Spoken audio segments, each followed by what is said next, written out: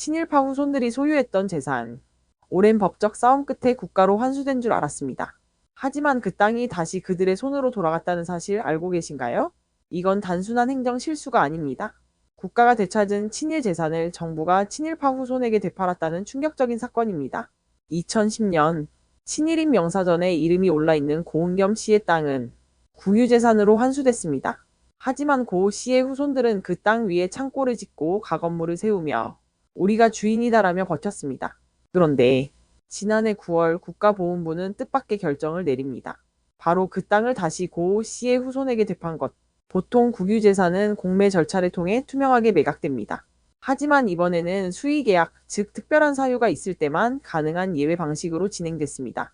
이유는 단 하나, 재산 매각 활성화, 즉 빨리 팔자는 내부 지침 때문이었습니다. 지난해 캠코가 작성한 내부 문건에는 무단 점유자에게 수의 매각을 적극 유도한다는 문장이 담겨 있었습니다.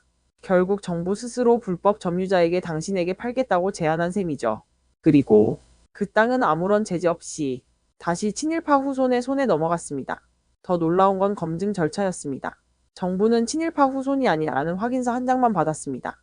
가족관계 증명서나 족보 확인 같은 절차는 없었죠. 나는 친일파 후손이 아닙니다.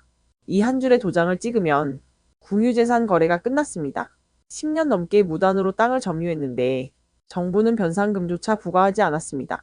오히려 가족관계를 확인할 권한이 없다는 이유로 그들의 말만 믿고 소유권을 넘겼습니다. 더불어민주당 김용만 의원은 이렇게 말했습니다.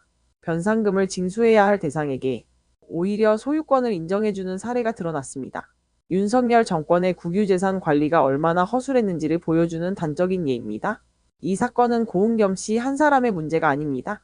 지난 3년 6개월 동안 친일 재산으로 환수된 국유지 중 무단 점유자에게 매각된 사례는 무려 18건. 이 중 얼마나 많은 땅이 친일파 후손에게 돌아갔는지조차 정부는 파악하지 못하고 있습니다. 나라가 되찾은 역사적 정의가 다시 돈 앞에서 무너지고 있습니다. 친일 청산이라는 약속, 우리는 과연 그 약속을 지키고 있는 걸까요?